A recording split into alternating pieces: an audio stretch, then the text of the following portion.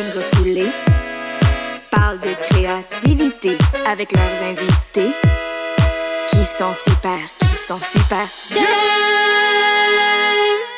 Puis elles sont pas peu fières de ça. Wow! Bonjour tout le monde! Merci. Applaudissez notre invité de ce soir, Simon Boulris. Qui a dansé, avez-vous vu ça? Oui, wow. Mais là, moi, tu mets un beat, c'est sûr que mon épaule remue constamment. Je comprends. Je suis contente que tu aies catégorisé ça de beat parce que j'aurais pas osé dire que c'est un beat, mais j'aime. Avant qu'on parte, Simon, tu nous as teasé avec le fait que tu avais une anecdote à l'idéal. OK. Je dois dire que je bois pas d'alcool, donc je bois pas beaucoup dans les bars. Mais il y a 2 ans, c'était le party de dernière de Bonsoir, Bonsoir. C'était ici. Et je suis allée voir un spectacle tout près, à Place des Arts. Puis je me suis dit, je vais aller dire bonsoir à tout le monde. Bonsoir, bonsoir. Alors, je rentre et là, je salue toute mon équipe. Puis, tu sais, c'était vraiment à la fin de l'été. Je suis censée les connaître. Alors, je me dis, je vais donner des becs à tout le monde en partant. Je suis comme généreux de même. Là, je fais des caresses à tout le monde. Puis là, je me rends au bout de la table. Je continue à donner des becs. Et là, tu as le producteur qui dit, non, c'est Jean-Philippe Vautier qui dit, Simon, c'est pas des gens de l'équipe. Alors, j'étais en train de caresser, de prendre dans mes bras des kidams ici dans le bar, là, au bout du comptoir. Bon été! Alors, quand je passe à l'idéal, j'ai tout le temps ce petit soupçon de honte d'avoir fait des câlins à des gens non sollicités, qui n'étaient pas du tout consentants. Mais les gens étaient comme « Ah, Simon Boulris! Boulris m'a fait des câlins en leur souhaitant un bel été. Oh mon Dieu! C'est sûr qu'il y avait une touriste anglophone qui était comme « Quebec, you're so nice! This is a lovely time! Hey, je suis tellement hospitalier, même à l'idéal, je suis hospitalier. C'est tellement cute! Aïe, aïe, c'est cute quand même. Ben, c'est aussi un peu honteux, mais ça révèle à quel point que je suis généreux. Absolument. Vraiment. Mais moi, j'adore que tout le bar, il n'y a jamais un moment où tu étais comme « Ah, elle me dit vraiment rien, celle-là. » Je me dis, c'est pas grave, c'est moi qui est dans le tort, fais des câlins. C'est super bon. Oui, vraiment. Oui. Mais en parlant de bise... Bon, c'est quoi? Ça glisse de façon tellement habile. C'est bon, parce qu'attendez de voir ce qu'on vous a réservé. Oui, je vais vous présenter notre jouet Eros et compagnie. Oui. Je dis jouet aujourd'hui, mais on a une huile à massage. Deuxième. Si vous étiez là tantôt, c'est notre deuxième de la soirée. Ça part! C'est huileux, mais ce soir. cette fois-ci, c'est chocolat blanc décadent par High on Love. Laissez-vous envelopper par la douceur irrésistible du chocolat blanc, version High on Love. Cette huile de massage sensuelle transforme chaque toucher en une caresse fondante, délicieusement gourmande et infiniment tentatrice. Mon Dieu, c'est exactement les caresses que j'ai offertes ici. Il te manquait juste un peu d'huile au chocolat. Oh mon Dieu! Sa texture soyeuse glisse sur la peau avec une fluidité envoûtante, créant une expérience sensorielle aussi intime que luxueuse. Oui! Le parfum sucré et enivrant du chocolat blanc éveille les sens, stimule l'imaginaire et ouvre la porte à bien plus qu'un simple moment de détente. Moi, je travaillais dans un chocolat favori avant, puis je peux vous confirmer que le chocolat blanc, ça donne des sensations. C'est aphrodisiaque. C'est aphrodisiaque.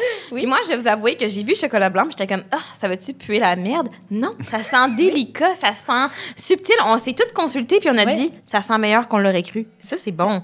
C'est vraiment surprenant. Ouais, genre, honnêtement, je me badigeonnerais avec. Je dis pas toujours ça, hein? Ben, Florence, t'as juste à poser une petite question parce que, dans le fond, tu peux gagner. Ce soir, il y a une personne qui va gagner l'huile à massage. Il y a des petits papiers sur vos tables, des petits papiers, des petits crayons. Vous pouvez nous poser des questions pendant l'épisode.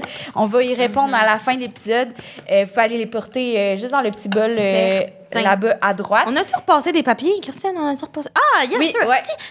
Tes têtes! J'étais comme, oh my God, moi, je suis allée pisser, j'ai pas passé les papiers. Super, génial! Ben oui, puis à la fin, Simon, tu vas choisir ta question préférée. Puis ça va être la personne qui va gagner l'huile à massage. Je vais offrir de l'huile à massage. Exact. Puis si jamais vous la gagnez pas ce soir, vous pouvez quand même l'acheter sur le site d'Eros et compagnie avec notre code QueerQueen. Pour 15 de rabais. Yes, sir!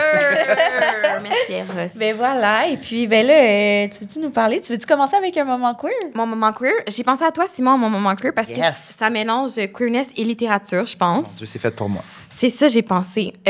Parce que je pense, on en parlait plus tôt avec Cœur de pirate. En plus, moi, je suis créative, il faut qu'il me soit arrivé quelque chose. Malheureusement, la création ne peut pas naître du bonheur pour moi. C'est pas possible. OK. Faut que j'ai vécu quelque chose. C'est malheureux, mais en même temps, c'est le fun. Fait que là, Quand Moi, il t'arrive des choses, c'est formidable. Ben, tu sais. Ben oui. Tu sais. Puis là, récemment, j'ai eu un contrat. Je dois écrire une nouvelle pour un recueil, OK? Puis là, j'étais comme, j'ai pas d'idée. Ces temps-ci, c'est assez dry, mon affaire.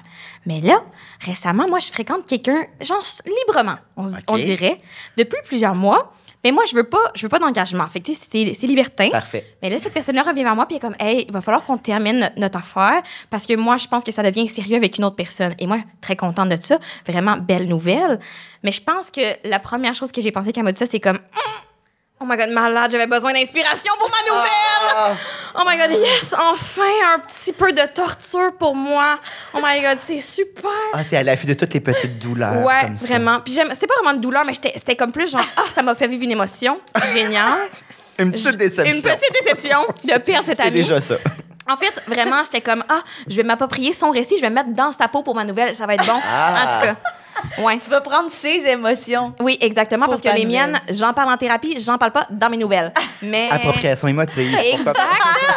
Exactement. Fait que c'est ça mon moment C'est queer, trop bon. c'est que la littérature, les gens qui vous disent que la fiction existe sont des menteurs. Moi, je trouve, en tout cas. C'est pas vrai. Hot take quand même. Hot take. La fiction, mais D'accord avec ça? Je suis dans ton équipe. Je pense qu'on transforme beaucoup ce qu'on vit, Ouais. mais ça part de nous. Moi, j'ai tendance à me disséminer dans tous mes personnages. Donc, je suis dans ton équipe Absolument. Ouais, je Genre, comprends. c'est mélangé, puis genre, j'ai fait des collages, mais genre, il y a jamais une ligne que j'ai écrite qui partait pas un peu à quelque part de moi. J'aimerais dire autrement parce que ça sonne super narcissique, mais c'est vrai. là-dessus. Mais c'est ça la création c'est ça, souvent. la Il faut vie. qu'il y ait un Ouais. petit fond de sincérité. Ben, c'est ça, sinon ça soque. En tout cas, ça, c'est personnel. Ça, c'est personnel. Toi, C'est sincère ou ça soque. bien dit. Bien dit. Hey, Toi, moi, Anissa? mon moment queer, ça s'est passé aujourd'hui. OK. Je suis allée avec Coco Villevaux, que tu connais bien, dans une école secondaire. On nous a invités pour parler de notre parcours. Je pensais que c'était par rapport à notre métier, mais c'était la semaine LGBT. Fait que là, on a parlé de notre métier, mais finalement, avec du recul, je suis comme peut-être qu'ils voulaient parler de... Mais de toute façon, voulait ton qu'on parle. métier, c'est pas mal être lesbienne. Honnêtement, oui, c'est vraiment ça. C'est juste que j'étais lesbienne, puis j'étais comme « how to make money ». Ouais, absolument. Mais oui, c'est ça. Puis là, en rentrant à l'école, Coco est rentrée en premier, OK? Puis j'aimerais ça vous lire ses textos. C'est Parce bon. que c'est une école secondaire, une très grosse école secondaire avec beaucoup de jeunes À Montréal? à Montréal. OK. Et puis, voilà, Coco me texte. Je sais pas où entrer. C'est un labyrinthe. J'ai peur des enfants. Un ballon m'a presque frappé. Oh, c'est tellement coco. J'ai peur qu'un ado va m'appeler madame. Je suis stressée. C'est tellement crampant. Mais je comprends parce que c'était l'heure du dîner. On est comme arrivé à l'heure du dîner. Fait que là, il y avait genre plein de jeunes en même temps. On savait pas où aller. Moi, je suis rentrée puis je me sentais dans Last of Us. J'étais genre, Ah ouais. OK. Assailli. C'était la jungle. Genre, il faut que je me cache, là, tu sais. Puis on dirait l'école secondaire, quand tu rentres là-dedans, ça te bring back à ton école secondaire. Puis 100%. c'est comme tellement stressant.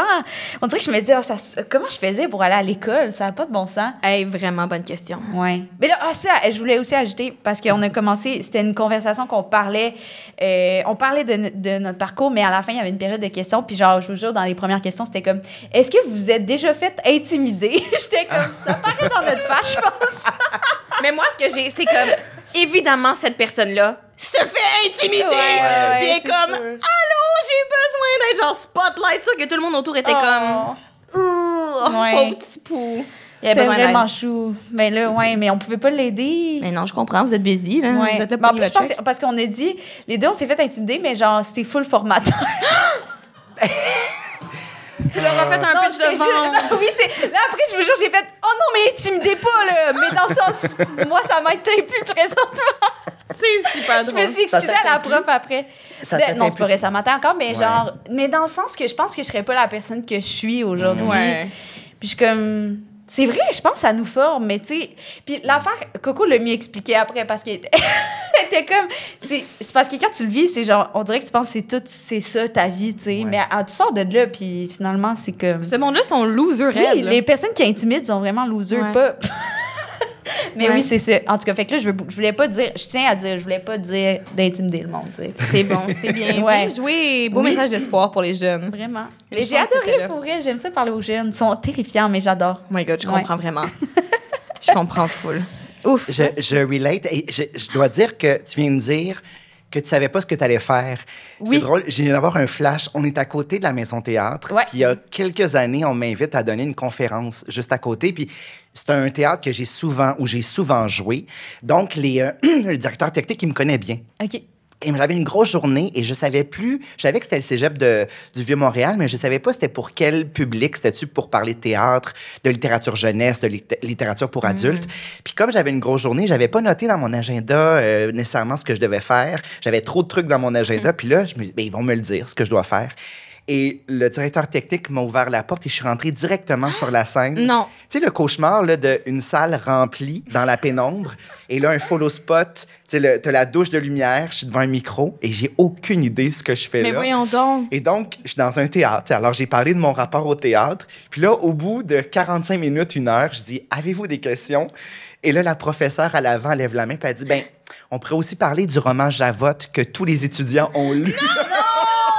Je parlais de théâtre jeunesse et c'était sur un roman adulte. Mais je me suis rattrapée, là, je me suis ajustée. J'avais quand même le même parcours, ça allait. Mais j'ai quand même... Mon Dieu, mais c'est drôle. Ça, là, ça a été ma limite d'arriver pas trop préparée sur Ouais. je suis où exactement, qu'est-ce que je viens faire. Ça a été vraiment le avant et le après. comprends. Et aujourd'hui, j'ai aussi donné une conférence dans une école secondaire. Ah ouais? Collège du Rocher, à Longueuil. Puis ça s'est très, très bien passé. Mais l'an passé, ça faisait longtemps que je n'avais pas vécu ça. Je sentais du mépris dans la face des étudiants, ouais, des élèves comprends. de secondaire 3. Puis ça faisait longtemps que je n'avais pas vécu ça. J'arrêtais pas de dire que l'homophobie reculait. Ouais. Puis c'est vrai, là, je le voyais dans les faces, le ressac, là, puis le retour de l'homophobie. Puis là, aujourd'hui, ça me stressait un peu. Genre, la dernière fois, ça n'a pas été cool. Ouais. Et là, ils ont plongé dans la pénombre le public. C'était 500 jeunes. J'ai fait, j'ai pas haï ça. Ça réagissait. Je les devinais, mais je voyais pas leurs faces. Ouais. Puis, tu sais, des faces d'adolescents qui te jugent. Ça fait mal. Moi, ça me ramène. Tu sais, tu Oui. le dis, ça te ramène directement Exact. dans cette époque-là. Puis moi, Ouais. c'est pas une époque si heureuse. J'avais fait le deuil. Je suis cicatrisée de toute cette époque-là. Oui. Mais ça ravive quand même tout le temps un petit Exact, quelque chose. c'est ça. Tout le temps. Mais je me dis, genre, ils font ces faces-là, mais peut-être que t'es touches, tu sais, c'est comme, on dirait que c'est Mais comme, tu ça, sais là, pas. Tu le sais Ouais. après, parce que Oui. les gens qui s'intéressent pas, ils sortent rapidement, mais il y en a Ouais. tout le temps plein qui restent pour venir me voir, pour avoir une photo, une dédicace, pour me parler simplement de ce qu'ils ont ressenti. Et ça, c'est la récompense. À C'est chaque fois, je me vraiment dis, cute. bon, OK, j'ai pas fait ça pour rien. Mais J'ai jamais non. ressenti ça, que c'était Ouais. pour rien. Moi, Hey, j'avoue, mais- il n'y a aucun jeune qui est venu me voir, mais on m'a donné un cupcake à la fin, puis c'était la ça prof. compte! C'était la prof. C'est la prof.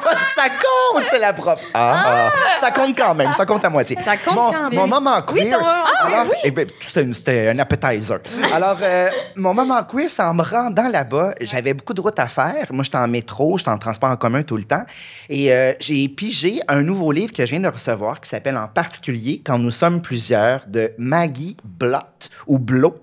Je ne sais pas, ça reste à savoir, mais j'ai lu par le passé Maggie Roussel, qui était son nom à l'origine. Donc, j'ai vu que c'était Maggie Roussel qui avait publié Les Occidentales. J'en avais lu un d'elle. Alors, elle est née en 75 et là, elle parle, c'est comme un récit dans lequel elle se définit à travers ses amitiés.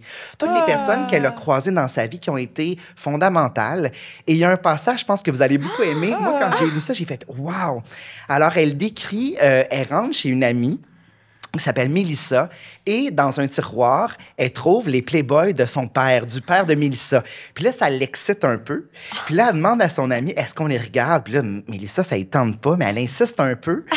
Puis là, il regarde, puis là, elle est vraiment trop excitée, et en cachette, elle en vole 5 qu'elle ramène chez elle. Wow, et là, je c'est vais vous lire l'extrait qui m'a rendu toute chose. Ça m'a un peu excitée. Alors, je vous lis ce passage. La mère va trouver donc, caché, je pense que c'est sous son lit, que peuvent signifier des magazines pornographiques, des magazines pour adultes et, par-dessus le marché, destinés aux hommes dans la chambre d'une fillette. Et là, bon, elle explique que les magazines sont aspirés, donc ils vont disparaître, ou tout comme, cet événement devient tabou familial, je tente bien, en bafouillant, et de ma propre initiative, de m'expliquer et avoue, entre autres, qu'ils proviennent de chez Mélissa. On me fait taire. On ne veut pas plus de détails. Par la suite, la fréquentation de mon ami se poursuit avec résistance, comme si de rien n'était. Sans résistance, pardon, comme si de rien n'était. J'ai l'impression que mon père en conclut, en gardant cela pour lui, que sa fille est lesbienne. En est déçu, lui, passablement macho, pétri de préjugés. Pour ma mère, difficile à dire. Je ne sais pas du tout ce qu'elle en pense. Elle a d'emblée tendance à ne pas se prononcer, à se taire sur beaucoup de sujets. Wow! C'est bon, hein? C'est Puis, vraiment donc, bon. j'ai commencé à lire ça tantôt et je suis déjà charmée. C'est queer à souhait. Vive les Playboys en dessous d'un lit. Est-ce que tu peux nous le spoiler? Est-ce qu'elle est lesbienne, finalement, ou on le sait pas? Ben, j'en déduis que ouais, parce qu'il y a plusieurs expériences queer. Je te dirais my goodness, qu'elle serait une bonne lire. invitée, je pense. Elle serait une très bonne invitée. Oh my et moi, je me suis... Hey, anecdote, je me suis déjà acheté un Playgirl, parce que moi, c'est plus ça qui m'intéressait. Alors, un Playgirl, j'avais 17 ans et demi. Puis là, je viens d'arriver à Montréal avec des amis. Et là, je m'en vais dans une petite tabagie. Puis là, je dis, est-ce que je pourrais... je vais acheter ça. Puis je suis super nerveux. Puis là, il dit, est-ce que tu as 18 ans? Puis là, je fais, oh, ben, je les ai dans un mois. C'est tellement humiliant de devoir remettre un magazine pornographique. Oh my God, c'est Ah bon. oui, parce que, tu sais, c'était le début d'Internet, là, à mon époque, mais j'étais pas, j'étais pas bien encore habile. là. Tu sais, j'avais écrit... Oh mon Dieu, je vais vous dire ça tout de suite, OK? J'avais écrit « pénis » dans la barre de recherche quand j'étais jeune. On l'a tous fait. Ah, on l'a tous Tu l'as fait? fait? Ben, Moi, j'ai ben, jamais Oui. fait ça. Moi, j'étais comme ça ressemble à quoi, cette grosse saucisse? Ça m'intrigue. Bon, j'avais écrit pénis, puis là, je voyais que ça partait plus après ça. Mais là, c'est ça, je savais pas comment faire disparaître l'historique. Et là, j'ai comme un peu paniqué. Alors, j'ai pris le dictionnaire, puis là, j'ai écrit pénicilline, tout est pénis quelque chose. Tu sais, pour tes Et c'est là que tu as eu un premier contact avec la littérature. La littérature est entrée dans ma vie quand j'ai ouvert le dictionnaire. OK, il faut que je sauve le pénis. Qu'est-ce qui ressemble aussi à pénis? Pénicilline. Super bon. Mais là, ça a pas... tu sais, mon père n'a pas été fourré tant que ça. Là. Il a fait, ben, pourquoi pénis? Et tu sais, c'est comme clair, j'essaie de me maquiller. Et, Il est comme un enfant ne recherche pas d'informations sur la pénicilline. Mais sur le pénis, peut-être. Ben, pénis, ça m'intrigue. Wow. OK, mais moi, j'ai une question. C'est un playgirl. C'est quoi? Ben, c'est avec des messieurs. C'est intéressant. Des Ah, mais playgirls, ça serait avec pour des les madames. Ben, girls. c'est ça. Ah, voilà, mon des Dieu. playgirls, c'est pour c'est faire bon. plaisir aux madames ou aux homosexuels. C'est bon. Hein? Wow. Je l'ai gardé longtemps. Je pense que je l'ai encore à la maison. Ah, fait qu'il t'a laissé tu partir devrais avec. garder. J'en ai racheté un quand j'ai eu l'âge. Un mois plus tard. Un mois plus tard, je suis retournée. Au même Là, depth? Oui, là, j'avais l'âge. Là, j'ai le droit de l'acheter. Mais Bing! je pense que c'est la seule affaire que j'ai achetée d'un peu érotique. Là, j'étais assez sage. Wow! OK, mais c'est drôle que tu dises ça parce que j'aimerais te lancer sur un peu d'érotisme quand même, mais pas trop. On y va. C'est que moi, j'ai appris que tes parents ont longtemps eu un club vidéo Oui. et tu y as travaillé. Et à l'époque, peut-être que ça va rappeler une époque nostalgique, mais il y avait genre des chambres derrière pour les films, pardon. Absolument. Comme 3X. Puis j'étais comme, est-ce que c'est la première fois que tu as été en contact avec genre de la cochonnerie masculine? Cochonnerie, pas le bon mot. Mais comme la sexualité masculine. Oui, je te genre, dirais- le corps d'un homme sexualisé. Absolument. D'un homme. Écoute, je te dirais que oui, sauf que c'était quand même un peu gênant parce que, tu sais, moi, c'était pas des portes battantes, le western, là, tu sais, le rum, rum, rum. C'était pas ça. C'était un petit voile vaporeux. Donc, c'était plus subtil. Bravo, mes parents, tu sais. Cela dit, le nombre de fois où je devais remettre des jetons sur les velcro, où il y avait déjà des messieurs qui consultaient les pochettes. Et ça, c'était un peu gênant, tu sais. Alors que quand j'étais seule, je m'attardais toujours un peu. Je faisais semblant que je cherchais mais je m'attardais à des couvertures. Et c'était sexy, c'était le fun, mais évidemment, là d'où je viens de Saint-Rémy, c'était de la sexualité vraiment hétérosexuelle. Je comprends. Il y avait rien de... Mais sur une couverture, il y avait 2 pénis sur un vagin. Et ça, mon Dieu, j'ai l'image. C'est que je me rappelle, il y en avait un en haut, un en bas. Puis ça m'avait tellement excité, là, c'était comme, c'est beaucoup trop. Oui, mais les couvertures sont donc bien graphiques. Ça paraît que j'ai jamais loué un film, mais je savais pas qu'on avait c'était le la droit. plus graphique, c'était la plus stimulante. Puis après ça, par contre, comme mes parents achetaient les cassettes, souvent, dans le backstore, il y avait déjà les cassettes qui étaient là avant de les mettre sur les tablettes ou même des magazines de cassettes qu'on pouvait acheter. Il y avait donc la section 3X, puis ça m'excitait beaucoup. Puis autre chose, un peu, à la maison, les cassettes qui marchaient moins bien, mes parents les ramenaient. Et donc, on avait... Cochon. Ah, c'est très cochon. C'était dans Tu faisais une du petite armoire. shooting sexy. Alors, un soir, il n'y a personne. Oh mon Dieu, je vais compter. L'anecdote, elle me fait bien rire. Alors, il y a un soir où je me dis, ben, je vais m'émoustiller un peu. Je vais regarder ces fameuses cassettes. Et c'est des cassettes, donc, comme je disais, qui n'étaient pas top qualité. Donc, il y en a une qui a coincé dans le magnétoscope. Non. Et oui. J'aime ça, on entend juste un rire solo. C'est notre technicien dans le coin. J'adore ça. Il relate. Alors là, évidemment, j'ai paniqué. J'ai comme une espèce de petit relent religieux à cette époque-là. Donc, je vais faire une prière, malheureusement. Et il y avait un gros congélateur tout près. Alors, je vais me ramener le plus proche de Dieu possible. Alors, j'ai grimpé sur le congélateur. C'est un gros congélateur. Alors, j'ai grimpé là-dessus. J'ai fait une prière. J'ai dit, Dieu, si jamais tu déjammes la cassette, je te jure, man, va plus jamais me crosser. Et là, je suis revenu, là, j'ai essayé de me calmer. Écoute, j'étais en larmes, je capotais, c'était comme... Et là, j'ai réalisé, j'ai pas appuyé sur Power. Et là, la cassette est rentrée, le film a joué, je me suis crossé. Alors, je suis désolée, Dieu, ça a pas duré longtemps, à ma promesse. Je pensais 100% que la finale, c'est genre, je me suis pas crossée pendant 13 ans. Non, ça a duré un bon 2 minutes, je dirais. Wow. Mais il était super sexy, le gars. Alors, bonjour papa, bonjour maman, je vous l'ai jamais dit. Mais est-ce que c'est la première fois que tu as eu une attirance envers un homme? C'était-tu à travers les films 3X? Ah non, c'était bien avant bien ça. avant. Moi, j'ai su ça, là. Écoute, premier souvenir, là, c'était en maternelle. C'est tôt, C'est hein? tôt. Ouais. Moi, j'étais très précoce. J'avais beaucoup de désirs très, très petits. Je me rappelle que quand je me bagarrais un peu avec les amis de mon père, tu sais, en blague, je me rappelle que je posais toujours un peu mes lèvres sur les avant-bras, tu sais. Un romantique. Un petit romantique de du petit poil, j'aime ça. Ou des petites veines d'avant-bras. Je suis bien. Fait que je me blottissais. Tu sais, j'étais comme je me bagarrais juste pour le petit contact. Puis donc en maternelle, notre professeure, elle s'appelait Thérèse, elle était vraiment spéciale. Elle nous avait demandé pour qui seriez-vous prêt à mourir. Je vous jure. Je te dis, les amis de mon père. Non, j'ai dit. Alors tout le monde me met genre ma mère. Ouais. Il y en a qui disaient, toi, Thérèse. Et là, mon tour... Têteux. Tellement têteux. Ouais. Et là, mon tour arrive, et là, je dis, Philippe. Mais c'était pas mon ami. C'était juste quelqu'un que je trouvais tellement beau.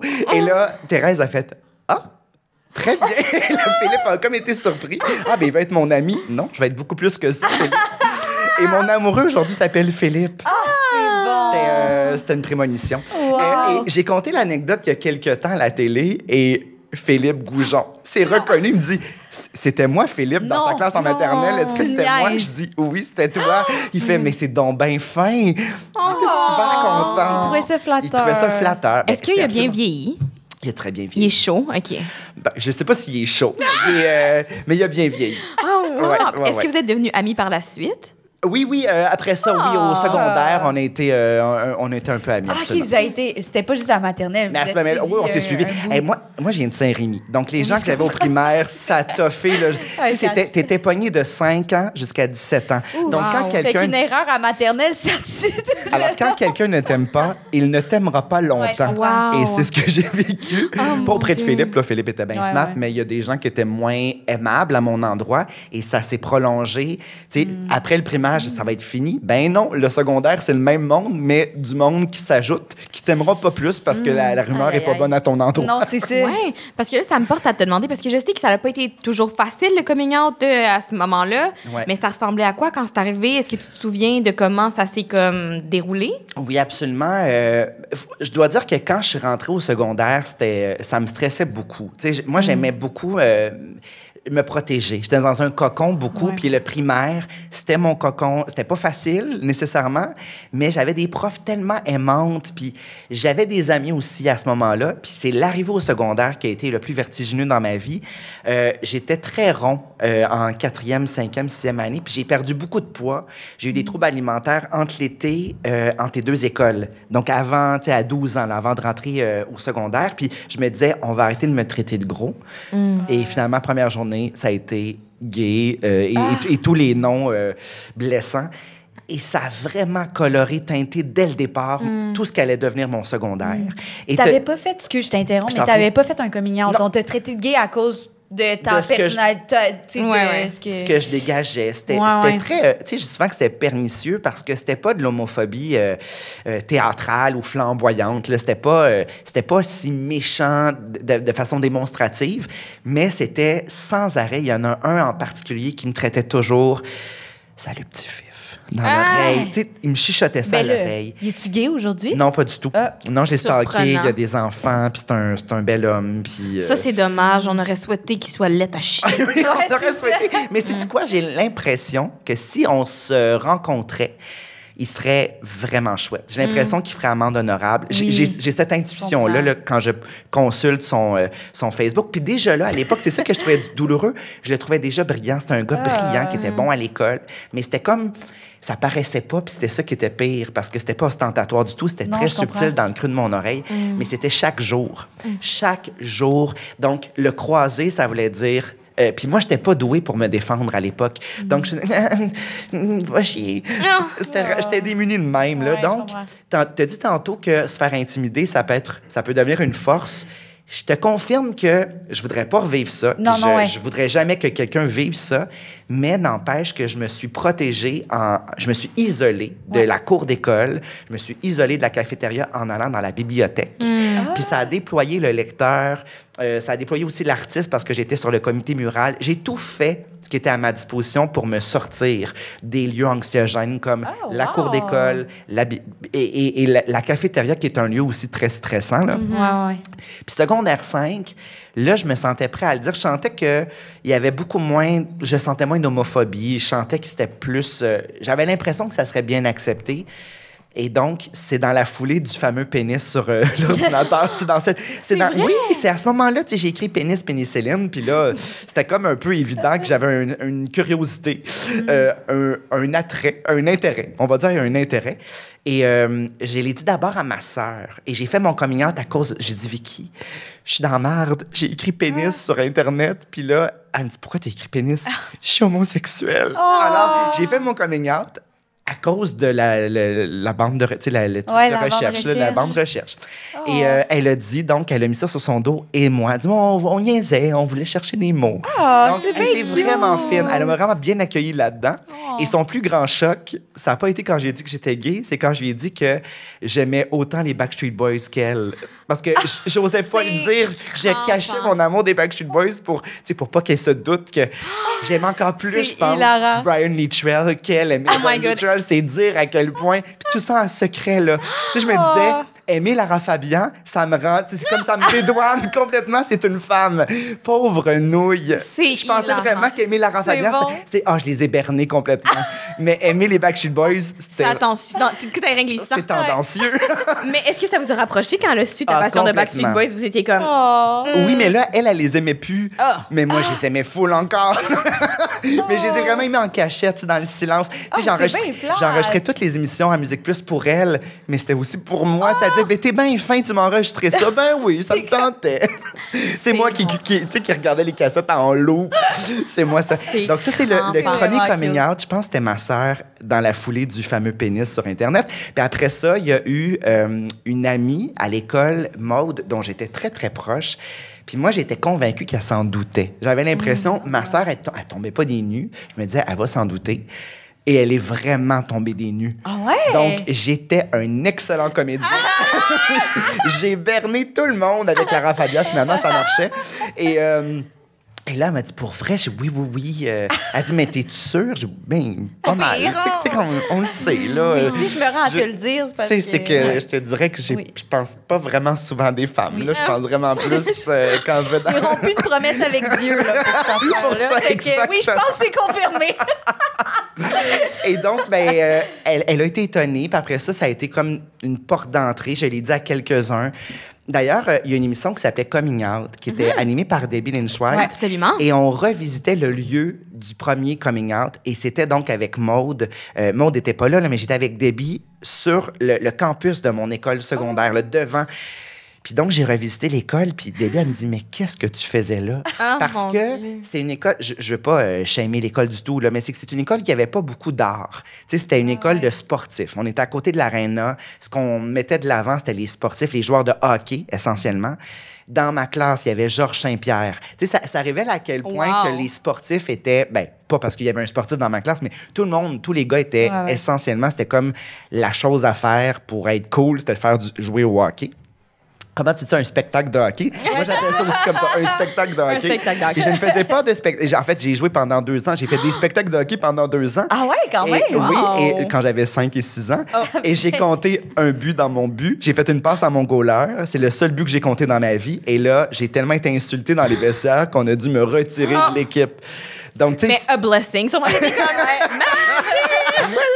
Mais j'haïssais pas les vestiaires. Mais bon. Donc, ça, donc, ce moment-là, j'ai revisité l'école, puis j'ai fait, qu'est-ce que je faisais ici? Je pense que j'avais hâte de sortir de l'école pour aller dans une école plus artistique, qui était plus à la hauteur de mes espérances, puis de mes espoirs, puis de mes désirs artistiques. Mais tout de même, j'ai fait du théâtre là-bas. J'ai eu ma troupe de théâtre, puis je l'ai partagé à mes collègues, Wow. mes comparses. Ça, c'est bien. Puis il y a une amie, Méo, qu'on l'appelait, Marie-Ève. C'est la seule, je pense, qui m'a dit, mais bien sûr. Puis c'était comme, m'en calisse tellement. Tu sais, on est en 99 et on dirait que ça fait, pour vrai, c'est une éternité parce qu'on ne réagissait pas de la même façon. C'était quand même plutôt évident et tout le monde, vraiment, c'était « What? Ça existe! » Ouais, je comprends. C'était comme ça existe. Mais Marie-Ève, c'était comme la seule qui fait « Bien sûr, Simon, je le savais, puis c'est tellement chill. » Puis ça a été là, mon pilier. Pendant toute la fin de secondaire 5, Marie-Ève Méo, là, c'était... Elle m'a solidifié, je me sentais en confiance avec elle. Puis, ben, à la toute fin, là, je me rappelle le party, l'après-balle, tout ça, ça a fuité. Je savais que la rumeur circulait. Puis je faisais, hey, je m'en fous, je m'en vais. C'est ça, j'allais dire, tu décolles. c'était un bon moment. Je m'en allais à Saint-Laurent, au cégep de Saint-Laurent. Je m'en allais, la je partais place à la Montréal. plus queer au monde Exactement. aussi. Mais Je suis c'est comme ça. passé de... Je porte tous les vêtements que je portais, c'était comme un uniforme. Ouais. J'étais arrivée à Saint-Laurent en me disant, je peux Wow. être qui je veux. Ça t'a-tu aidé de passer de Saint-Rémy à Montréal? Tu sais, moi, je sais que personnellement, ça m'a vraiment aidé à, genre, assumer ma queerness. Ben, d'une part aussi même à vivre ma sexualité parce Oui, que oui. à Saint-Rémy, j'avais... Tu sais, naturellement, je sais qu'il y avait un autre homosexuel dans ma classe, mais tu sais, pas parce qu'il était gay qu'on a fait Ouais, des choses. ouais. Puis tu sais, c'est pas nécessairement qu'il y avait une attirance non plus. Cela dit, c'est quelqu'un que j'aimais vraiment beaucoup. Puis je regrette qu'on n'ait pas bandé ensemble, qu'on n'ait pas... Vous étiez pas amis, mettons. là. Ben, oui, il y a comme une gêne. J'allais dire, Ouais. je pense que c'était pas possible. Moi aussi, je pense que Ouais. c'était comme, Il y avait si une on gêne. s'assemblait, c'était trop évident. Non, On devait c'est se disperser pour survivre. Ouais. Puis je regrette parce que j'étais allée à mon conventum avec lui, tu sais, le 10 ans plus tard, puis le 20 ans plus tard, parce qu'il habite à Montréal. On est, je pense, les deux seuls de Saint-Rémy qui vivent à Montréal. Allô, les deux gays. Et il s'appelle Marc-André, il est tellement fin. Il est rendu infirmier, puis j'étais tellement bien avec lui. Je fais, oh mon Dieu, mais pourquoi on n'a pas été l'un Ouais, je pour comprends. l'autre? Pour vrai, c'est un de mes regrets parce que je pense... Ce gars-là avait plus de légèreté que moi, puis il m'aurait fait du bien. Moi, j'étais comme plus obsédée par le regard des autres, puis je regrette ça. Mais bon, je me suis tellement rattrapée, puis puis aller à mon conventum, là, c'est une immense joie. Hey, moi, c'est cette année. Ah mon Dieu, c'est le fun. C'est ton premier conventum? Oui. Ah, écoute, est-ce que t'es excitée d'y aller ou t'es Je suis nerveuse? vraiment excitée. Moi, j'étais un peu excitée. Je suis vraiment excitée. Moi, je suis en mode, j'ai hâte de savoir qu'est-ce que les autres vont dire. Mais je pense que je suis gênée de parler de moi, mais je suis comme... Moi aussi, c'est le mien, puis je suis comme, moi, je sais que je vais arriver là, puis je vais être la plus cool. Genre, je vais pas gosser. René Michel, les reines de la soirée. Ouais, Est-ce que vous connaissez? Avez-vous la référence? Non, mais je te suivais quand même. On te comprend, mais on n'a pas le référent. Je suis trop vieux. C'est un film genre de 97 à peu près. Alors, c'est Lisa Kudrow et Mira Sorvino. Ah, j'ai l'image dans ma tête maintenant. Les deux filles se trouvent pas assez cool, puis c'est leur 10 ans plus tard, puis ils font, mais qu'est-ce qu'on fait? On va dire qu'on a inventé les post-it. Là, c'est juste pour qu'elles soient cool. Mais les filles sont cool, peu importe, mensonge ou pas, sont cool. Puis elles réalisent là-bas qu'elles sont démasquées tout de suite, mais sont cool quand même. Puis, moi, là, ce film-là, là, je me rappelle, je me disais, hey, quand je vais faire mon conventum, je vais être Lisa Kudrow, puis je vais être cool. Mais là, c'était comment? C'est Puis comment tes ça conventums? s'est tellement bien passé. Là. Je me suis sentie tellement aimée. Pas nécessairement les gens impressionnés par mon parcours. Il y avait peut-être un peu de ça, mais c'était surtout de l'amour. C'est ce que j'ai ressenti. J'ai ressenti, mon Dieu, on a toujours su que t'irais dans cette veine-là. Wow! Puis je n'ai que vécu de la tendresse lors de ces deux conventums, mon 10 ans après, mon 20 ans après. Ça a été des super beaux moments. Donc, je vous invite à y aller. Moi, c'est Ouais, sûr, je suis j'y vais. dans, Mais moi, je suis aussi, je suis allée dans une école de village, fait qu'on est genre, on va être comme 50. là. C'était vraiment des minuscules Nous, on cohortes. était 100. On était une Oh, centaine. OK. Ouais. Gros village. Ouais. Gros. Mais en fait, c'est qu'il y avait les deux villes à côté qui venaient dans notre école. C'est pour ça. Ouais. 3 villages combinés, Ouais, ça donnait une centaine. On était, je pense, 99 finissants. Wow! OK, c'est ça. Nous aussi, on était 60 finissants, genre une affaire comme 55, 60. Fait quelle ville, toi? À Nicolet. Ah, les policiers. Les policiers. Les policiers. Bonjour. À l'école religieuse, à côté de l'école de police, tu veux tout savoir. Est-ce qu'il y avait beaucoup de fantasmes de la part des hétéros, les filles hétéros sur... non? Hey, peut-être. J'essaie de penser. Non, je pense pas. Mais c'était Vous très... étiez trop jeune pour être comme... Bon, non, il n'y a pas trop jeune. Mais je pense que c'était juste pas hot, je pense. C'était comme la culture, c'est qu'on voulait aller fumer du pot dans le bois des sœurs, puis ils nous empêchaient de faire ça parce qu'on partageait le bois avec eux autres. Ah, c'est Fait clair que que, ça... On les trouvait pas genre chauds. On les trouvait comme gossants, casse-couilles, là. genre, ouais. OK, j'ai une anecdote Ouais. sur un policier, OK? Est-ce que je suis fatiguée avec mes non, anecdotes? non, OK, OK. j'adore ça. C'est vraiment pour OK. ça qu'on est là. veut. Ouais. Secondaire 5, il y a un gars qui arrive dans ma classe, c'est un nouvel élève que je trouve vraiment beau, vraiment chaud, qui s'appelle Dave. Puis là, c'est le cours d'anglais, fait que je parle avec lui pendant 5 minutes en anglais, c'est le début du cours. I love Friends. Lisa Kudrow, Phoebe is my favorite character. Puis là, on parlait comme ça, puis le cours d'après, il s'assoit au fond de la classe. Puis là, je fais, bon, il m'a pas aimé, il m'a trouvé lourd. Puis là, au bout d'un mois, il arrête de venir à l'école. Et là, je demande à la professeure, pourquoi Dave ne vient plus à l'école? Je suis pas censée te le dire, mais je vais te le dire. C'est un policier qui s'est infiltré à l'école pour voir qui vend de la drogue. Puis il avait bien dit que c'était pas moi. Oui, c'est ça. Mais ce qui est formidable, c'est que j'étais comme... I love Mais, donc, c'est comme si, tu sais, il avait peut-être 26 ou 27 ans. Je l'ai trouvé c'est tellement drôle. sexy. C'est J'ai bon. démasqué tout de suite le policier. Je fais, bonjour. my Bonjour, God. Nicolet. C'est Wow. grand facile. OK, mais là, Simon, je nous propose dans le temps un peu. Là, mettons, on Je t'en était prie. à Saint-Laurent. Puis là, après ça, on était en 2007. Ouais. Et tu nous sors ta pièce intitulée Simon a toujours aimé danser, si je ne m'abuse. Absolument. Qui parle de la découverte de soi, qui parle aussi de ton rapport à la queerness, surtout à cette époque-là, puis comme la découverte de tout ça. Est-ce que c'est la première fois que tu t'autorises à créer en pensant à ta queerness? Non, j'avais créé par le passé. Moi, j'ai fait souvent cégep en spectacle parce que je suis allé longtemps au cégep. Je suis allé d'abord à Saint-Laurent. Je vais vous dire pourquoi. C'est que j'ai fait d'abord un cégep qui a duré 2 ans à Saint-Laurent. J'ai fait cégep en spectacle à ce moment-là. C'était pas nécessairement queer, mais quand même, je dansais. Non, c'était queer, vraiment. C'était juste... Il y avait juste pas de mots, mais j'étais très queer avec mon corps. Et après ça, je suis allée à l'université à l'UQAM pendant 2 ans. J'ai fait mes auditions dans les écoles de théâtre et j'ai été pris à Sainte-Thérèse. C'était le collège Lionel Groux. Donc, 4 ans dans un nouveau cégep. Ah ouais. Je dis, ben, moi, j'aime ça faire des créations, j'aime ça essayer des choses, j'aime ça participer à tous les concours. Moi, j'ai couru les concours vraiment longtemps. Puis j'en ai gagné beaucoup, puis j'en ai perdu plein. Puis donc, il y avait, au cégep de Sainte-Thérèse, il y avait la possibilité de faire cégep en spectacle encore. Je l'ai fait, et là, j'ai gagné le prix de la création à la finale nationale avec un show super queer où je dansais dans une robe de sac d'épicerie. J'avais tout cousu ça à la main. Wow! Je dansais sur tous les cris les SOS de Marie-Denise Pelletier. Bon. Et j'en appelais, donc c'était un petit garçon qui urinait dans son lit, qui faisait, donc on appelle ça l'énurésie. Et là, Passe-Montagne venait le consoler. Alors là, je sais que ça a l'air bizarre, mais c'est que j'avais... Non, c'est poétique. J'avais un C'est poème sur l'énurésie. J'avais cette jupe de sac d'épicerie immense que j'avais fabriquée. J'avais la chanson de Marie-Denise Pelletier qui m'obsédait. Et j'avais aussi un costume de Passe-Montagne. Là, moi, j'aime ça dire... Tu as tout ça comme matériel, qu'est-ce que tu peux faire avec ça? Ouais. Et donc, j'ai créé un numéro pour honorer, pour célébrer tous ces accessoires. Et l'arrimage avait fonctionné. Et donc, je m'étais rendue donc en finale. On a gagné un prix. J'étais contre Fanny Bloom. Qui s'appelait Fanny Grosjean à l'époque.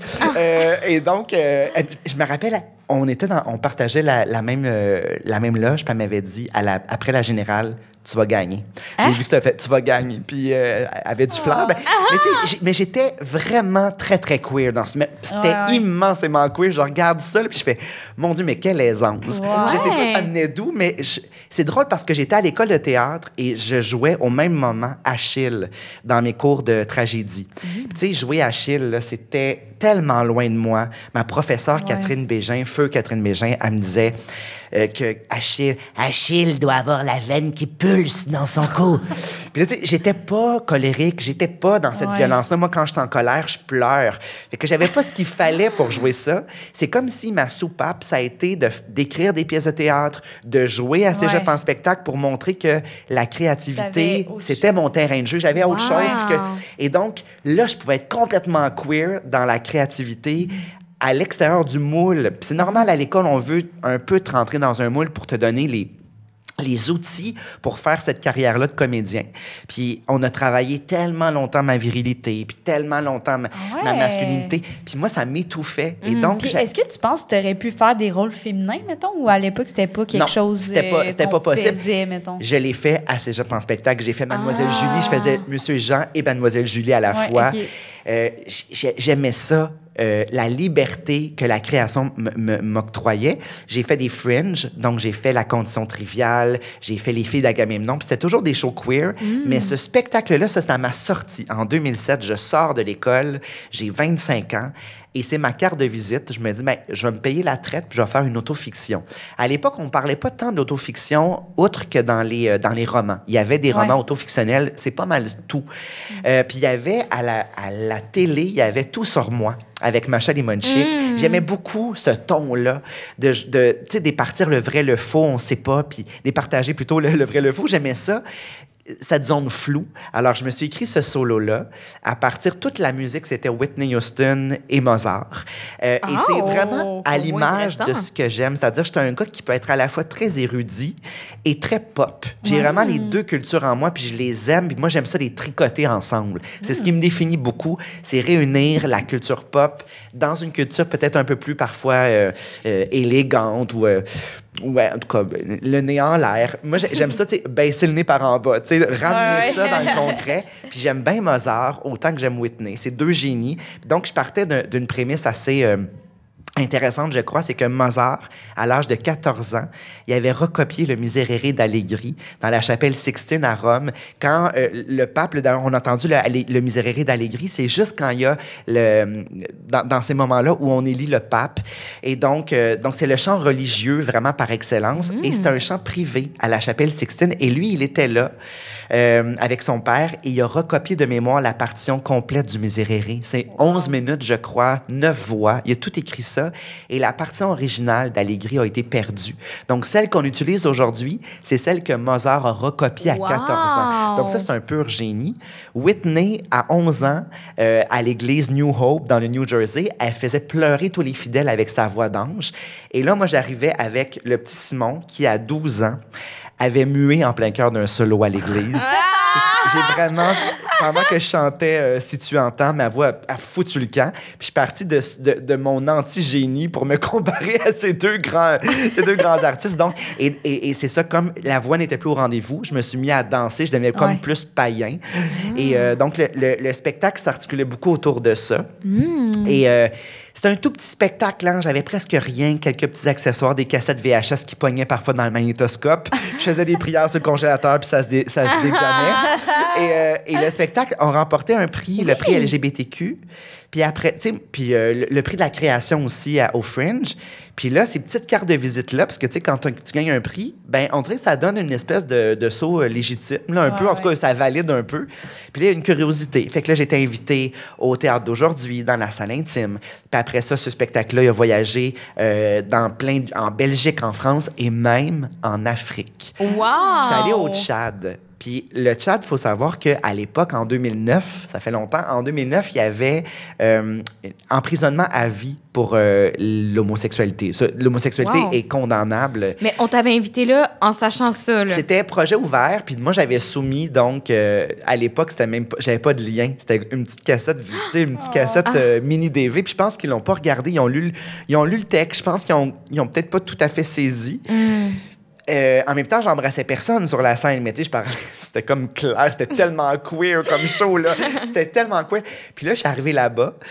Moi, j'ai joué à la fin du festival et je me suis fait des amis camerounais au Tchad et les Camerounais avaient vécu un peu au Québec. Puis là, je me suis ouvert à eux. Je dis, moi, dans 7 jours, je joue un spectacle hyper queer. Qu'est-ce que je fais? Est-ce que je m'en viens, genre me faire... Moi, j'étais comme insouciant. Est-ce que je m'en vais à l'abattoir? Est-ce que je vais revenir? Je ne sais même pas. Et elle m'avait dit, tu sais, Simon, t'es blanc. T'es blanc. Puis c'est complètement différent pour toi. Ah oui, oui. Puis en plus, elle me dit, t'embrasses. Non, mais t'es blanc en voulant dire que si j'étais un Tchadien, c'est sur scène, ça aurait été différent. Mais là, comme j'étais un étranger... c'est pas pareil, la réception. Puis j'embrassais pas... Elle me dit, t'embrasses pas personne, t'embrasses pas un gars sur la scène. Les gens qui comprendront pas, je pense. Ils vont pas voir ça. Wow. Et effectivement... Les commentaires étaient très positifs. C'est comme si il y avait un aveuglement volontaire de tous ces passages-là. Ah, tu es drôle, tu es drôle. OK, je suis drôle. Ben parfait. Je peux être bien comique, mais c'est un petit peu vrai aussi. Mais j'ai vraiment adoré ça. Ça a été là 2 belles semaines où je me suis dit, je me suis fait confiance. Ça m'a apporté une plus grande désinvolture de me dire, hey, je suis allé au Tchad tout seul avec mon sac à dos, moi qui est tellement peureux dans la vie. Puis ça m'a comme sollicité de faire, hey, je suis allé là avec mon insouciance et mon insouciance m'a servi. Donc, c'est un moteur pour moi. Souvent, mon insouciance ou mon instinct, j'y crois souvent. On dirait que je me dis... C'est hot. T'avais quel âge à cette heure-là? J'avais peut-être 27 ans à ce moment-là. Quand même, là, tu sais.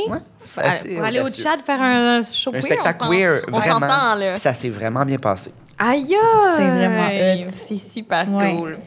T'écris aussi beaucoup de jeunesse, puis t'es maintenant tête d'affiche pour les écoles publiques. Ouais. Puis je me demandais si, des fois, tu repensais un peu à comment tu te présentais dans le monde, le showbiz. Est-ce que des fois, tu repenses, faut-tu que je sois plus familiale ou ça te freine pas du tout? Ouais, ça te teinte-tu ton métier, comme? Ouais. Non, j'ai l'impression que, tu sais, moi, j'ai comme accepté tellement tôt dans ma vie que j'étais multiple, puis que j'aimais ma multiplicité. Puis j'ai des collègues qui écrivent beaucoup comme moi pour la jeunesse. Et quand, je me rappelle, il y avait Stéphane Dompierre qui nous avait abordé pour écrire des recueils de nouvelles. C'était des nouvelles érotiques. Il y avait eu d'abord Cru, Nu. Après ça, il y a eu Travaux manuels. Moi, j'avais écrit dans Travaux manuels. Puis c'était vraiment sexu, là. C'était ça l'idée, c'est que ça soit sexu. Puis j'avais une collègue, Chloé Varin, qui m'avait dit, tu sais, est-ce que je me tire dans le pied si j'accepte ce contrat-là? Je me dis, hey, jamais je me serais posé la question.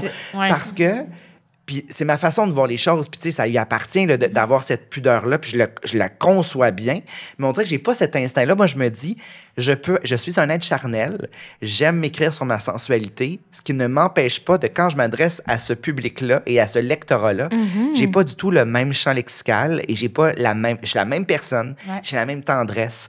Je suis, tu sais, je pars de moi toujours, mais évidemment, c'est pas de la censure, là, c'est juste une part de respect. C'est respecter l'enfant que j'étais et l'adolescent que j'étais. Donc, c'est faire appel à ce que j'étais à l'époque. Moi, j'aime dire que j'ai l'enfance à fleur de peau. Je dirais, c'est pas loin. Je le dis souvent, mais c'est vrai, je sens mes 5 ans et mes 10 ans pas loin. Fait que si c'est sincère, à ce moment-là, j'étais pas un être sexué, mais j'étais rempli de désir. Donc, j'écris quand même quand j'écris pour les adolescents, là, c'est rempli de désirs inavoués ou de désirs interdits, parce que j'ai carburé à ça.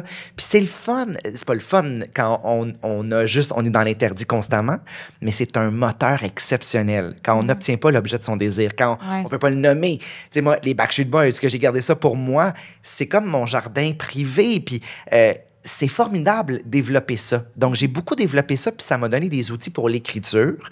Mais je suis la même personne, puis je peux dire des choses très grivoises en entrevue, présentement, que, évidemment, je dirais jamais dans une école primaire. Ça n'a pas lieu d'être. C'est pour ça que moi, quand on reproche aux drag queens d'aller faire les contes pour enfants, mais vous êtes donc ben tarte. Ils vont pas faire la même affaire. On s'ajuste. Tous les êtres humains, on s'ajuste à notre public. On fait ça dans la vie. On est toujours avec nos registres. La meilleure chose que je peux dire, un registre au niveau du français. Si tu fais ton exposé oral, tu vas pas dire « j'ai chillé avec ». Tu peux, là, mais tu sais, on s'entend que quand tu rencontres, mettons, la mère de ton chum, tu fais un petit effort. On ajuste le registre puis on s'ajuste à la personne. Les enfants, c'est pareil. Je vais utiliser un vocabulaire qu'ils comprennent avec des références qu'ils ont. Et je vais être j'ai énormément de tendresse en moi, énormément d'humour puis de lumière, puis je l'apporte aux enfants. Puis quand c'est le moment d'être grivois, je le serai avec plaisir. Puis ça m'est arrivé une fois dans une école de rentrer, il y a tous mes livres pour enfants et il y a un livre immensément grivois qui s'appelle « Géocaliser l'amour ». Puis tu sais, sur la couverture, c'est quand même, il y a une grosse graine, là, tu sais, c'est un gars tout nu avec... Je pensais pas que ça allait là. C'est vraiment un bonhomme, tu sais, c'est dessiné, c'est comme un dessin, c'est vraiment un dessin pour enfants, ça a l'air pour enfants, mais il y a le muscle, il y a quand même 2 jambes et entre les 2 jambes, il y a un très gros pénis. Et c'est ça. Et il y a comme plein de trucs routiers là, partout, des trajets, puis des trucs de métro. Puis au cœur, il y a comme, c'est ça, il y a comme la station de métro ici. Non, la pointe quand vous êtes là, l'espèce de truc. Ah oui, OK. Vous êtes là. Ça, c'est le dessin de Ben Tardif aux éditions de ta mère. La couverture est super. Et tu sais, genre jus de raisin, là, tu sais, un beau mauve, ça donne soif. Puis là, c'est vrai qu'il est beau, mais il y a quand même un gros pénis sur la cover. Puis là, je dis au professeur, hey, c'est un livre vraiment pour adultes, ça. Elle dit, c'est correct, mais c'est une bibliothèque aussi, les professeurs peuvent prendre les livres. J'ai tellement aimé son ton de faire. Hey, No big deal. Ouais. No big deal. Puis moi, je suis de cette équipe-là. Moi, je crois que surprotéger, c'est censurer. Et je comprends qu'on doit protéger les enfants naturellement. Mais quand on est dans, mettons, surtout à l'adolescence, là, moi, quand j'étais jeune, là, j'aime l'idée que tout est possible, tout est accessible. Moi, mes parents m'ont toujours permis de regarder tout ce que je voulais. Ça a permis à des cassettes de jammer, mais ça a fait mon éducation sentimentale, puis ça a fait ce que je suis, puis je pense que je suis une personne équilibrée, malgré tout. Donc, ça m'a pas perverti. Non. Je pense que le meilleur censeur, c'est nous-mêmes. C'est l'enfant qui va dire « ce n'est pas pour moi », ou l'adolescent surtout qui va dire « ah, c'est pas pour moi » ou « je suis pas prêt ». Moi-même, je le fais parfois « ah, je suis pas là, présentement dans ma vie, je suis pas là ». Moi, j'aime ça, faire confiance au lecteur. C'est une forme de respect. Donc, je m'ajuste. C'est tout, je suis la même personne. À la fois sympathique et grivois. Mais c'est fou, une belle façon de le voir. J'aime vraiment ça. Oui, vraiment. Mais ça me fait penser que... Est-ce que... tu parles beaucoup de ton lectorat jeunesse. Je sais que tu écris des séries qui s'adressent à un public plus jeune. Est-ce que tu penses que si le petit Simon pouvait te voir aujourd'hui, il trouverait ça rassurant qu'une personne comme toi soit dans l'espace public puis écrive des choses de même? Je sais pas si je me trouverais cool, cute, cute, cool. Je pense que je me trouverais cool. Je pense parce que je suis bien easygoing dans la vie. Je suis heureux. Tu sais, c'est sûr que le petit Simon, quand il se projetait dans le futur, évidemment, il pensait à un mariage dans une maison avec des enfants, un chat, un chien. Tu sais, c'est comme avec une voiture. Je n'ai strictement rien de tout ça. J'ai pas de maison, j'ai pas de mariage. Je suis en couple, mais je suis pas mariée, puis je me marierai pas. J'ai pas de voiture, j'ai même pas de permis de conduire. J'ai rien de tout ce qu'un jeune peut aspirer. Mais j'ai la chose la plus cool, je suis le fun. J'ai vraiment le fun. J'ai le fun. Je m'amuse dans la vie. Mon métier me rend super heureux. C'est une passion. Chaque jour, je vis des choses drôles, étonnantes. Je fais des rencontres cool. Ma vie est vraiment sympathique. Puis j'aimais... Tu sais, je rêvais, parce qu'un enfant va souvent se projeter dans les rêves des autres. T'sais, on veut tout le temps exercer le métier que vétérinaire comme mon voisin. On veut tout le temps avocat. J'ai tout dans ça. Je veux devenir avocat. Ça n'a pas rapport. J'ai tellement pas la fibre d'avocat. Mais c'est ça, on est beaucoup dans le pastiche. Mais si j'avais vraiment pris parole sincèrement, j'aurais juste voulu être ce que je suis présentement, puis écrire, danser quand ça y tente, aller chanter dans des émissions de télé, puis t'atteins pas la note, mais t'es content quand même. C'est formidable, la vie. Je la souhaite. Je comprends. Mais moi aussi, je me dis vraiment souvent, si à 14 ans, là, on pouvait me donner un petit globe de cristal pour me voir, je pense que je serais vraiment contente. Je pense que je capoterais d'être lesbienne. Je serais comme, wow! Ça serait trop tôt. C'était trop tôt. Attends-les, Mais je pense que je me trouverais genre tellement le fun. Je pense que je suis tout ce que j'aspirais à être. Des fois, je suis à mon ordi, j'écris des affaires, puis je suis comme, hey, si à 15 ans, on m'avait dit, hey, tu veux écrire des affaires pour être à la TV, je chierais à terre. Je chierais à terre à Nicolette de même avec ma jupe carottée. Je serais comme, oh my God! Pas besoin de forcer pour mes maths, tabarnak! Yes, sir!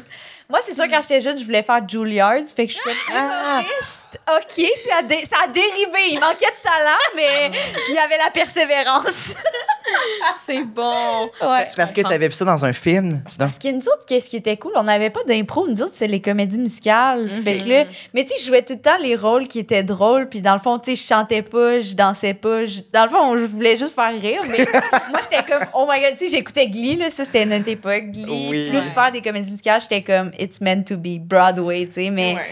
T'avais-tu Brittany? C'est la blonde, là. C'est ça son nom? Excuse-moi. Attends, Glee? La blonde d'Anglais? La blonde mais d'Anglais. Elle était méchante un peu, non? Ah, Mais non, au attends, début. Attends, moi, je parle. Attends, début, ouais. j'ai peut-être pas la bonne. Celle qui avait dit qu'un dauphin, c'est un requin homosexuel. C'est la meilleure réplique au monde. C'est sûr que c'est Oh mon Britney. Dieu, je m'en rappelle Mais pas, mais Britney je pense que est c'est méchante C'est au ça, c'est début, mais Britney, parce après... qu'elle chantait du Britney Spears, là, tu sais, elle avait la petite c'est une danseuse, elle, à l'origine. Elle a fait la chorégraphie de... Elle était allée sur le set juste pour faire All the Single Ladies, pour coacher les acteurs. Puis elle était tellement bonne, ils l'ont trouvé drôle, ils ont écrit un rôle. Ryan Murphy a écrit un rôle pour elle parce qu'il a J'avais pas ça. c'est une danseuse. Moi, je l'avais fait à So You Think You Can Dance. So You Think You Can Dance. OK. Puis finalement, elle était drôle. Fait qu'ils ont donné un tout petit rôle. Puis finalement, son rôle a pris de l'expansion. Vraiment, mon Dieu. Puis c'est elle cool, est devenue lesbienne dans la série. Oui, avec Santana. Exact. C'était sexy. Oh mon Dieu. Moi, j'ai tellement écouté cette performance-là, puis je pensais que j'aimais la toune, mais non. T'aimais la Gwen. J'ai aimé la J'aimais Gwen la Gwen. assumée, là, tu sais. Je Mais ouais, hey, je savais pas ça. Est-ce que vous vous rappelez de cette citation-là? Un dauphin, c'est un Ça, je m'en requin rappelle homosexuel. pas. Non. Je trouve ça brillant. Encore à ce jour, je suis jaloux de cette phrase-là. J'aurais voulu l'écrire. Un dauphin, c'est un requin homosexuel. Mon Dieu, je relate. C'est C'est vraiment bon. drôle. Mais j'aimerais penser, parce que tu as parlé un peu de à quel point tu as des amitiés, puis tu fais des rencontres fabuleuses, puis je me suis demandé à quel point l'amitié, ça a une place dans ta vie. Parce que, en fait, c'est qu'on a vu Coco hier, Ouais. puis elle nous a dit que tu avais multiples amis, puis que tu étais tout le temps dans des chalets. Puis là, on était comme, Hein? ben, on était comme, c'est On quoi est dans l'amitié? la jalousie, en Ouais, fait. vraiment. Ah non, vraiment pas. Ben écoute, bon, peut-être que je me suis trop vanté auprès de Coco. Là. Je pense que je suis juste trop vanté parce que je suis vraiment moins cool que ça. Je suis même un peu sauvage. Mais c'est que moi, là, je suis un paradoxe ambulant. C'est-à-dire que quand là, j'étais avec du monde, je bounce avec le monde. C'est-tu bande ou bounce? Je m'en rappelle jamais. On peut dire les deux. Bonder, c'est comme tu crées un lien. Un lien. OK, je bande. Oui. Puis bouncer, c'est comme t'es drôle. Un trampoline. t'es- Ouais. Je suis Mais les je deux. comprends que ça fit un peu les deux. L'autre fois, j'ai dit à mon chum, j'étais avec Claudine Mercier, en train de faire un sucré salé, puis j'ai dit, hey, c'est cool, on a vraiment bouncé ensemble. Il dit, ah oui, vous avez un trampoline. J'ai dit, OK, c'est bandé. J'ai compris par sa réaction. Mais donc, quand j'étais avec du monde, je bounce et je bande. Mais souvent, je suis tout seul chez nous, puis j'aime beaucoup ma solitude. J'aime beaucoup mon calme, j'aime le silence. Et je suis très sauvage. J'ai vraiment ça en moi, une grande sauvagerie. Puis ça me vient peut-être de ma solitude imposée. Quand j'étais jeune, c'était pas tant... Tu sais, j'avais envie d'avoir des amis. J'ai pas été douée en amitié. Puis on dirait qu'à partir du moment où j'ai quitté pour aller à Montréal, en vrai, je suis devenue beaucoup plus sociable. Le théâtre m'a rendu grégaire. Ouais. Puis être dans la troupe de théâtre, j'ai tellement aimé ça pendant 4 ans. Puis c'est pour ça que j'ai accepté Big Brother. Et pourtant, mettons, des gens comme Coco, ça me faisait peur. J'avais peur de Coco. Je l'aime à l'infini. Là. Vous n'avez pas idée comment je l'aime. Puis donc, dans cette maison-là, j'étais plutôt habile pour créer des liens sérieux, sincères. Ouais. On va se revoir, on s'aime. Mais ma personne, tu sais, première, là, c'est... T'avais j'aime- besoin d'être chez toi. J'aime là, plus être tu sais. chez moi, dans Ouais. le silence, quelqu'un qui est très en retrait. Puis chaque fois que je sors de ma bulle de confort, c'est toujours heureux pour moi. C'est toujours... Les rencontres m'ont toujours élevé. Donc, il faut que je me mette en danger. Puis Big Brother, ça a été un gros danger pour moi. Puis ça a été des rencontres d'abord et avant tout. Donc, je pense que je suis devenue... Moi, j'enviais beaucoup ma sœur qui était tellement douée en amitié. Je suis devenue un peu, par osmose, plus douée en amitié. En étant... Les amitiés sont super importantes dans ma vie, mais j'en ai pas tant que ça. Je réalise que c'est beaucoup... j'en ai peut-être 5 amis très, très proches. Tu sais, Jocelyn Lebeau, vous connaissez peut-être Ève Landry. Ève Landry, Mais je suis oui, très, on très l'a proche. reçu et c'était Bon. tellement Bon, incroyable. Ève, ça a été ma coloc pendant 3 ans. Et Ève, là, je me rappelle quand je suis arrivée dans mon appartement, mes parents ont acheté un triplex. Puis là, j'étais tout seul dans un grand 4,5. Puis là, je vois sur Facebook, à l'époque, c'était cool, Facebook. On est en 2007, là, c'est le début de Facebook. Et là, Ève, elle écrit « Je me cherche un appartement », étant en rupture amoureuse. Puis moi, je l'aimais, là, j'allais voir ses spectacles, puis je la trouvais cool. Je voulais tellement qu'elle soit mon amie. Je suis pas dans sa ligue, elle m'aimera jamais. Puis là, elle me dit « Je vais venir visiter ton appartement ». Puis là, écoute, tu sais, j'ai presque planté des clous de girofle dans des oranges pour qu'elle soit séduite par mon appart. Tu sais, c'était vraiment... Puis tu sais, j'ai laissé la grande chambre. Tu sais, t'as la grande Simon! chambre. Tu sais, je l'ai juste tellement... Tu sais, j'étais prête à... Je vais payer pour que tu... Tu sais, je la trouvais tellement cool. Puis là, elle m'a dit, ben, j'ai deux autres apparts à visiter, puis je te reviens. Je fais, aïe, aïe. Finalement, elle est venue, là, avec... Non, c'est avec toi. Puis on est devenus très, très proches. Puis quand elle est partie, au bout de 3 ans, là, ça a été, à ce jour, une de mes plus grandes peines d'amour. Ah ouais. Pour vrai. Hey, je vais dire quelque chose que j'ai jamais dit, mais je suis à l'aise qu'elle l'apprenne, mais je l'ai jamais dit. quand elle m'a dit qu'elle partait, j'avais tellement de peine. Là. Pour moi, c'était ma sœur. Je l'aimais à l'infini. Là. Puis même par osmose, je me trouvais plus cool. Quand j'étais avec elle, je me trouvais hot. Puis je me trouvais beau. On se trouvait beau. On était toujours malheureux en amour. C'était comme chaque matin, on ouvrait nos portes. Puis il y avait tout le temps du monde random qui sortait. Des fois, c'était un gars, des fois, c'était une fille. Puis moi, c'était des messieurs. Parfois, j'avais un bodybuilder de 50 ans qui... Je mettais mon cadran à 6 h le matin. Puis il venait me visiter. Elle disait, mon Dieu, encore ton bodybuilder. Je fais, ben oui, Alain est venu le matin.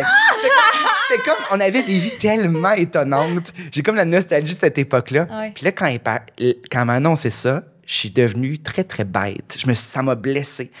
Puis là, je suis tombée sur son journal intime. Puis elle avait écrit que j'étais vraiment plus le fun. Puis elle dit, il est vraiment temps que je parte, Simon est vraiment plus le fun. Je fais, oh mon Dieu, elle s'en rend compte que j'ai...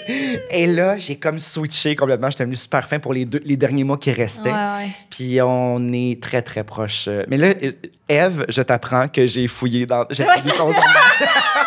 Puis là, j'ai comme eu un wake-up call de faire, ça paraît là, que t'as trop de peine, puis t'es rendu méchant. Ouais. Ben, je sais pas si j'étais méchant, mais j'étais comme plus... j'étais distant. Tu sais, je voulais Y me avait-tu protéger. dit que t'avais de la peine ou bien ça Non. passe? Non, c'est Non. ça. À cette époque-là, on pouvait pas se dire qu'on avait de la Non. peine. Maintenant, je le dirais. Aujourd'hui, je suis beaucoup Ouais. plus... J'ai appris la communication. J'ai appris ça. Mais pour répondre à ta question, mes amitiés, c'est vraiment, vraiment précieux. Puis les gens... Il y a certaines personnes à Big Brother, Cinem notamment, il s'est vraiment passé quelque chose. Je sais que ça va se prolonger. D'ailleurs, ça s'est déjà prolongé. Fait que oui, je pense que... puis aussi, j'aime ça jouer à des jeux. Puis ça, c'est quelque chose... Tu sais, tu peux pas jouer tout seul. Non, ouais, Fait je que comprends. Coco, je pense qu'elle a vu le joueur que je voulais tout le temps qu'on joue à des jeux. On joue à des jeux. Je pense que j'écœurais tout le monde. Genre, faites-le taire. Il y a quel âge? On joue sa boulette. On va jouer à la boulette pour C'est les faire tellement plaisir. le fun à Mais, boulette. hey, moi, à Big Brother, là, les gens voulaient pas jouer. Ils voulaient juste jouer à Big Brother, mais j'ai envie de jouer à des jeux parce que je suis pas stratégique. On peut jouer à des jeux que je comprends. Je comprends La pas boulette, Big Brother. c'est créatif. On joue, on fait un personnage. j'aimais Il faut ça. penser. Ouais. Ah, c'est bon. La boulette, c'est tous les niveaux. J'adore. Ouais, Ouais, mais vraiment. il me faisait plaisir souvent. Là, il acceptait. Puis, mais c'était vraiment juste pour me faire plaisir. Il faisait, oh mon Dieu, qui est intense. Je suis intense quand je joue à des jeux. Là, je vois le Hey, temps je qu'il veux file, moi juste faire un aussi. petit rappel, vous pouvez nous poser des questions que vous pouvez aller porter dans le petit bol à droite. Et puis, on va y répondre assez rapidement. Je pense il nous reste Ouais. 1 à 2 questions. Ah mon Dieu, je parle tellement. Mais non, c'est pas Simon, on t'invite pour Non, ça, on t'invite vraiment. pour là. ça, my God. C'est vraiment ça le but de l'affaire. Vraiment. Là. Mais là, on parlait d'amitié. Est-ce qu'on veut-tu dans l'amour, ça te tente? Allons dans l'amour. Oui. Mettons aussi que t'es en couple Oui. avec Avec Philippe. conjoint. Oui. Philippe, mais pas le même. Philippe. Pas celui de 5 ans. Pas l'intimidateur. Oh non, c'était pas un intimidateur. Non, il était fin, Philippe. Là. Ah, pardon, t'as Non, raison. non, il était C'est fin. juste que toi, On tu a t'es mélangé les auto-fait histoires. Je me suis intimider. C'était vraiment joué en deux de bas. J'ai fait rien dans ma tête. J'étais comme, après ça, c'est l'intimidation a commencé, mais c'était pas lui Non, c'est pas l'intimidateur. lui, c'est pas lui. C'est, pardon, mon erreur. Puis, ben là, comment vous êtes rencontrés? Oui, vous êtes Ah, ensemble ben- depuis longtemps, toi puis ton Ça conjoint. fait 8 ans. Ça fait un Ouais. peu plus de 8 ans.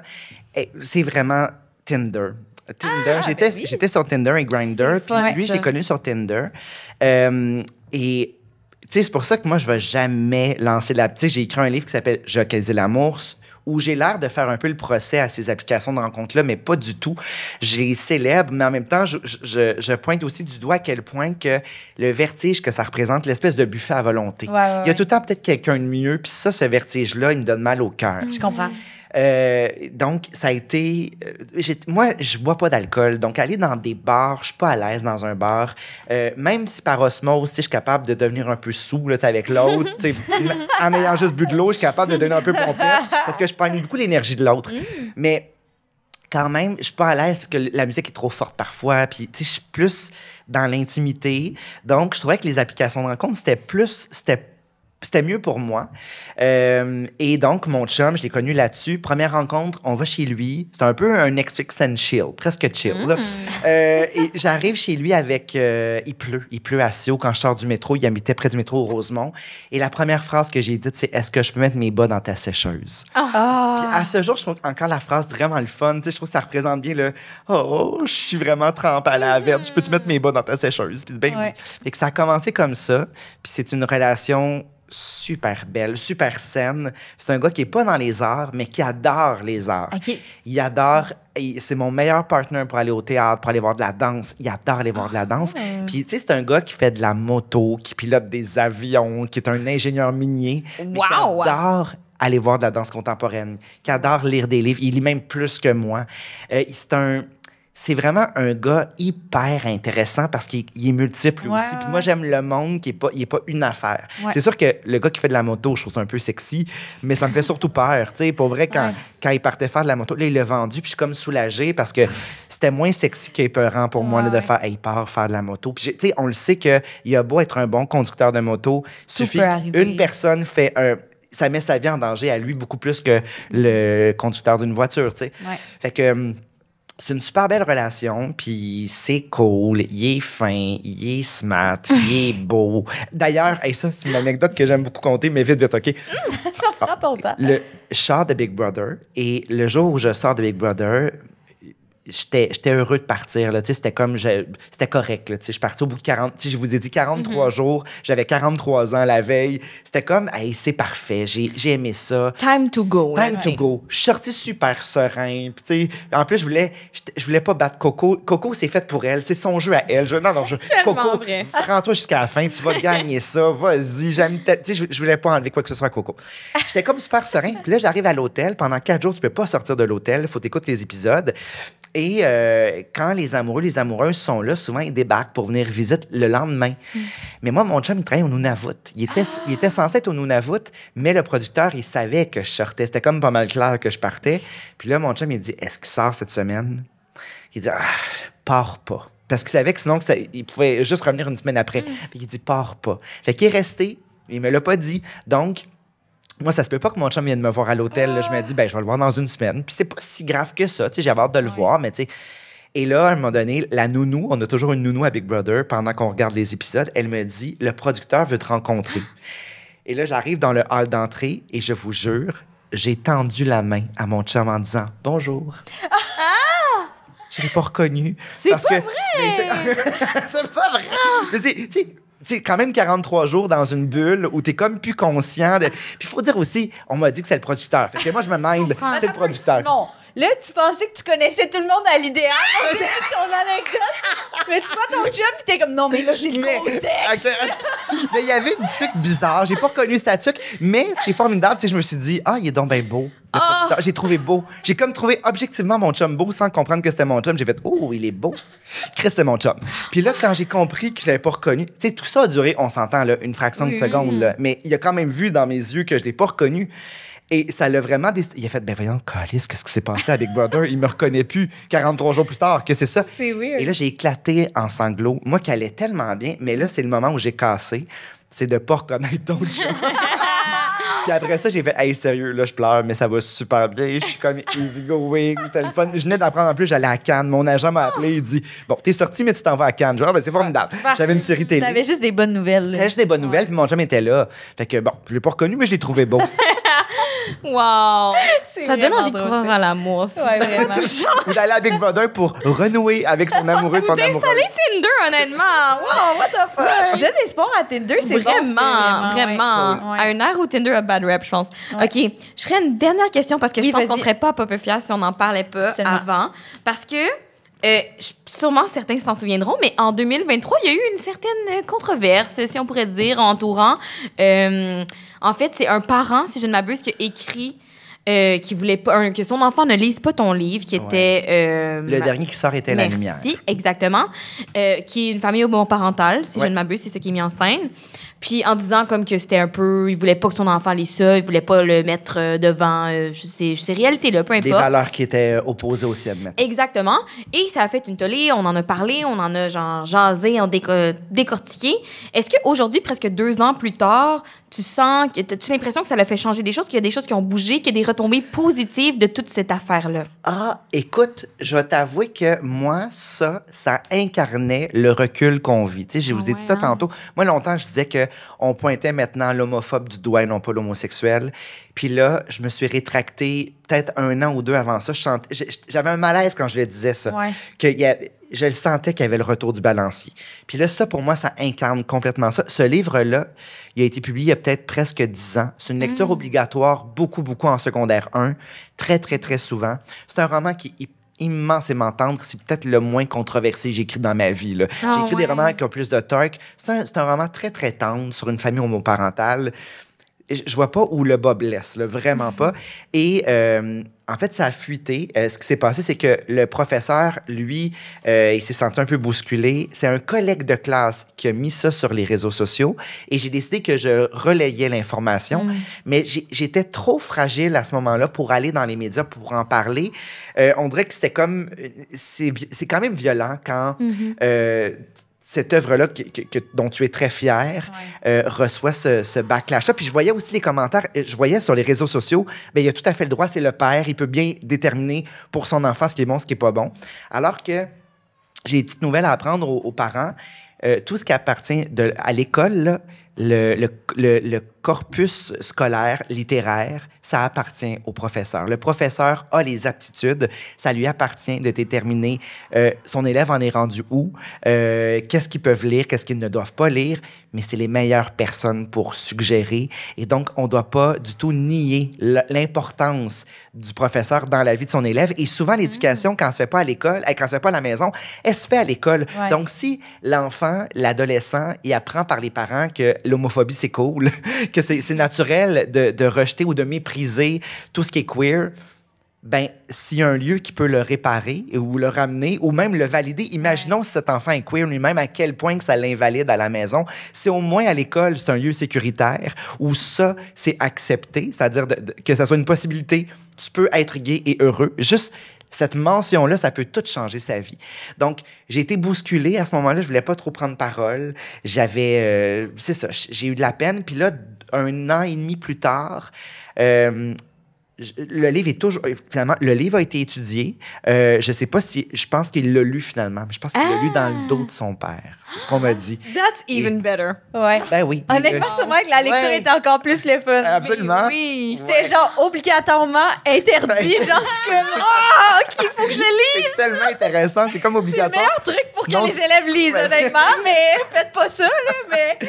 Mais donc, j'étais assez tiraillée. On en est où présentement parce que je reconnais qu'on recule sans arrêt puis que j'ai pas la même joie qu'avant d'aller dans une école secondaire. Moi, il y a 5 ans, là, je me sentais cool, je me sentais solide et ça m'a réparé complètement. Moi qui étais tellement fragile à l'école secondaire, là, je me trouvais solide, ça allait bien. J'ai plus le même instinct, j'ai plus la même sérénité quand je rentre dans une école secondaire. Pas qu'on va me bousculer ou que... Mais tu sais, j'ai entendu des commentaires un peu horribles parfois. Une fois, j'étais en train de faire pipi, puis j'entends des élèves qui parlent de moi. Non. Parce que j'étais allée la veille aussi, puis là... Il disait des trucs homophobes? Il m'imitait. Oh mon Dieu. On a Simon Boulris qui vient à l'école. Puis j'ai fait... j'avais envie de faire, je vous entends, les filles! genre immature complètement, comme s'il a zéro vieilli. C'est parce que je vous entends. Tout ce que j'ai pensé, j'étais comme pisse dessus. J'aimerais savoir cet instinct-là. Non, mais ce que j'ai fait, ça, c'était cool. Je l'ai dit, je les ai stoulés. Non, mais attends, j'ai dit stoulés à leurs collègues de classe. J'ai dit, juste vous dire que hier, j'ai donné une conférence, puis là, devant des secondaires 1 comme vous, là. C'est bon. Puis on rit de moi dans le corridor. Qui ça? Ben, je sais pas, là, 2 connes. Mais. Yes! Mais. Je voyais leur face outrée, puis ça, j'ai fait, ça les fâche. Ça les fâche de savoir qu'on a ri de moi comme ça dans... Fait que voilà, je te dirais que je suis ambivalent, mais qu'on doit nommer ça. Puis que moi, j'avais pas le ressort nécessaire, mais les gens l'ont fait pour moi, puis tant mieux. Vraiment. De dénoncer ça. Ouais, je absolument. comprends. Pose-tu la dernière question que je choisis les questions? Ben, on pose toujours la question, Oui. qu'est-ce qui te rend le plus fier de ton parcours queer? Ce qui me rend le plus fier. C'est une grosse question quand même. Mais je te dirais, je vais peut-être parler plus de littérature. C'est comme si je n'ai pas, tu sais, des fois on me dit, ou même en tant qu'acteur, tu sais, on m'a dit parfois tu devrais pas peut-être un peu masquer quoi que ce soit, et même dans les récits, j'ai jamais voulu masquer quoi que ce soit. Parce qu'à l'époque, en 2007, là, c'était pas, tu sais, à l'école, là, on disait, faut masquer tout ça, puis tu joueras pas d'hétéro. Puis je fais, au pire, j'en jouerai pas. Ouais, c'est ça. J'en jouerai. Ouais. Mais aujourd'hui, c'est comme ça qu'on voit ça. Mais à l'époque, c'est comme si instinctivement, j'ai mis cette limite-là de faire, hey, j'ai pas envie. Ouais. Je veux pas me restreindre. Tu sais, François Arnault, qui est bisexuel, je crois, puis qui je pense qu'il l'a dit ouvertement, là, je peux le dire. Mais François, longtemps, il cachait ça, puis il pouvait tabler sur son côté très sexy, hétérosexuel. Puis moi, j'aurais été malheureux d'avoir toutes ces skills de beauté-là, puis de faire, moi, je sais pas, je peux pas jouer la carte de la vérité comme lui, puis ça me convient. Tu sais, d'être fier d'assumer complètement dès le départ. Ouais. C'est comme si, dès le départ, mes premiers livres étaient immensément queer, puis ça a été juste spontané. Donc, d'avoir respecté ma spontanéité, de m'avoir fait confiance. Je pense que je suis fier de ça, d'emblée, d'avoir rien caché. Puis qui même me suivent. Puis on m'a pas tant aimé au départ, j'ai pas eu tant d'opportunités, mais le temps a montré que j'ai eu raison parce que je rachète bien des affaires depuis à peu près 5-6 ans, là, même plus que ça, presque 10 ans. Je fais beaucoup plus de télé, puis la télé voulait pas de moi, puis c'était correct. J'ai fait, ben, c'est eux les pires. Tu sais, quand on dit, ben, c'est eux les pires. Puis finalement, ben, non, ils veulent... La télé veut souvent de moi, tout ce que j'apporte, puis peut-être, bon, y a-tu du token, je sais pas, mais en tout cas, je suis juste content de cette tribune-là, puis de faire, ça fait du bien d'avoir du monde comme moi aussi à la télé, puis j'ai gossé bien du monde au départ. J'avais beaucoup des commentaires, vous êtes donc bien irritant dans ma télé, vous êtes... Ah ouais? Puis les mêmes personnes qui m'écrivaient ça, je le voyais 3 ans plus tard, qui me réécrivaient en me disant... Hey, là, maintenant, je t'aime. Mais c'est que je pense que les téléspectateurs s'habituent à une énergie puis font, maintenant, là, le nombre de fois où je reçois des invitations, si tu viens au Saguenay, viens manger à la maison. C'est un Roger qui m'écrit ça, là. Claudine puis moi, si tu viens à la maison, on aimerait ça te recevoir, là. On cuisine bien, ça nous ferait plaisir. Ça, là, quand j'ai vraiment souvent des invitations à manger. Je serais gênée d'y aller, mais juste le fait que je reçoive des invitations, je fais wow! Passer de tu me gosses, tu me tombes ses nerfs à je t'invite chez nous. Wow, ouais, ça, c'est fou. Ouais. J'aime le peuple québécois quand j'entends ça, quand je reçois ça. Vraiment. Très chouette. Ben là, est-ce que tu aimerais piger une première question? Oui, à qui pourrait avoir de l'huile? Oh mon Dieu! Alors, Simon, as-tu réellement fendu? C'est bien drôle. As-tu réellement fendu? Fendu. Alors, je sais pas si on parle de mon pantalon ou de mon intestin. Hein? Quand est-ce que t'as fendu un des deux? J'ai fendu les deux. Oui! J'ai fendu les deux.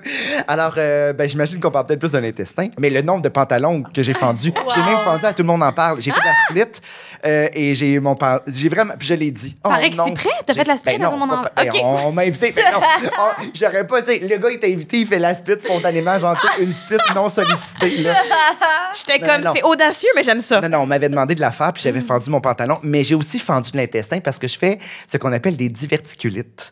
Alors, ça a l'air bien divertissant, mais c'est pas cool. C'est des bulles qui se créent sur ton intestin, puis ça peut fendiller. Et quand tu fendilles, ben, tu te chies dans le corps. Donc, ça peut être mortel. Rita Lafontaine est morte de ça. Hein. Elle n'a pas réagi. Elle avait mal au ventre, puis elle s'est empoisonnée.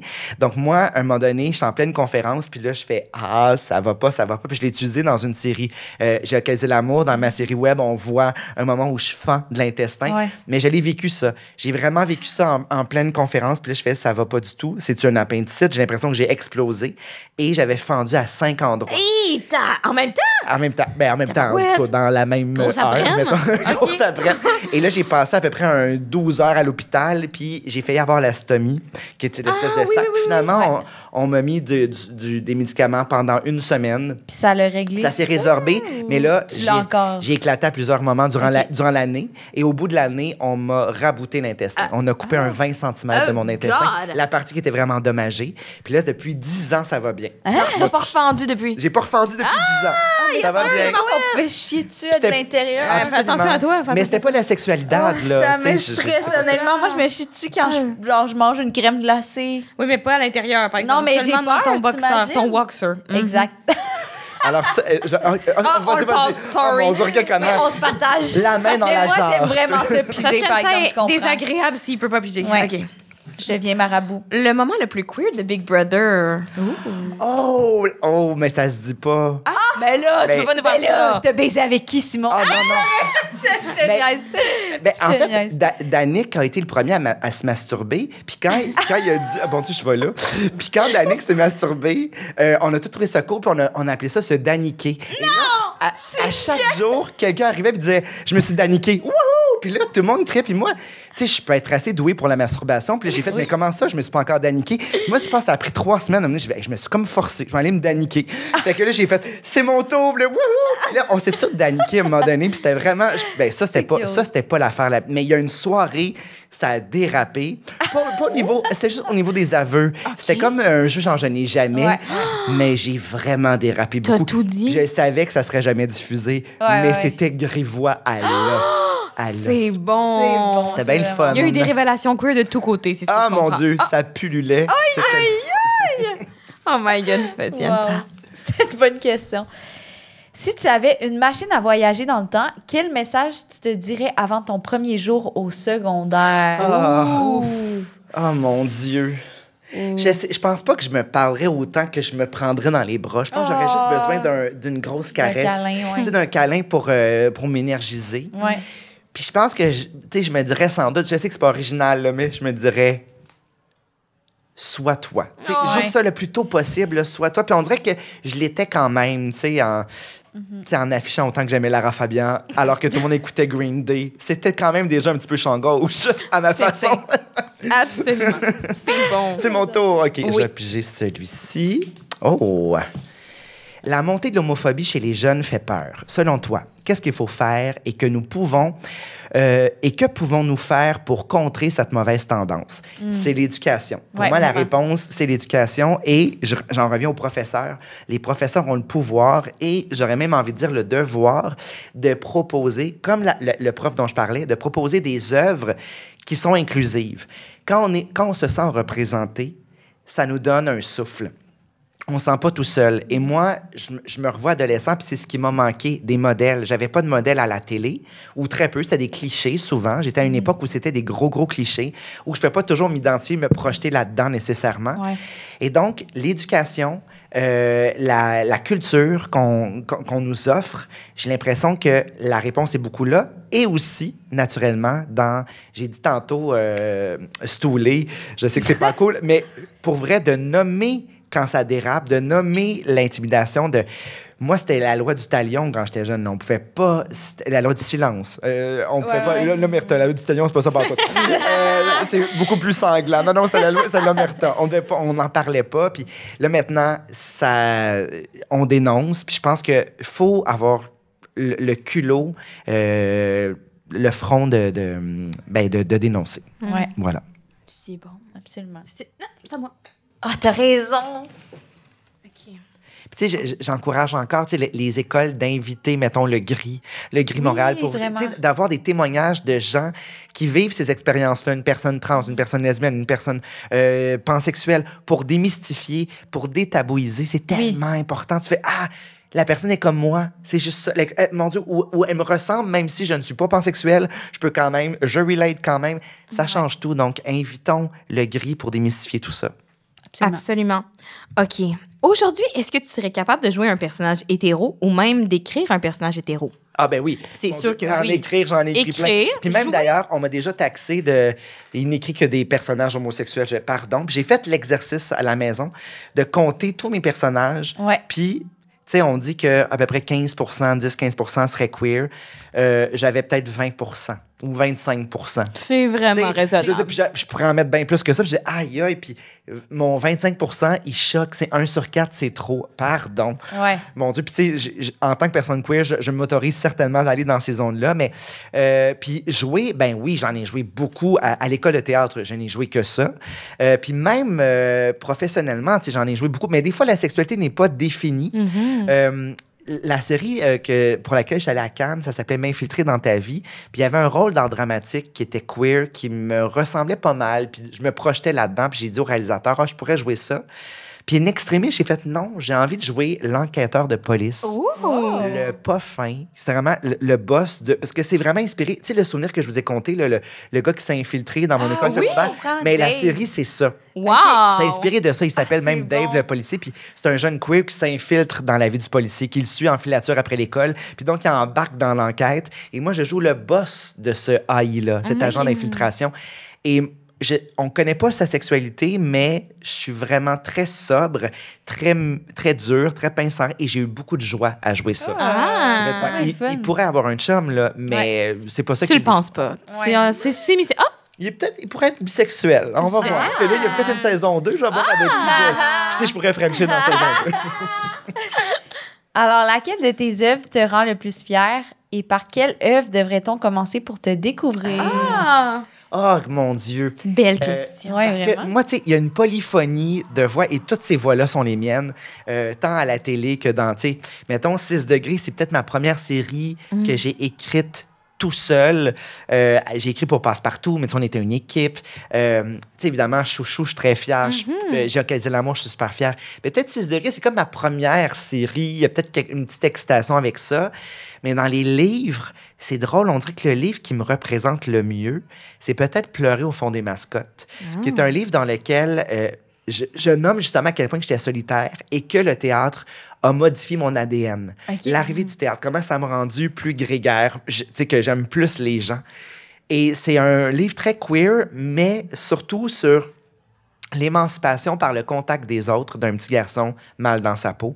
Donc, Pleurer au fond des mascottes. Puis j'aime aussi le titre, ce que ça représente.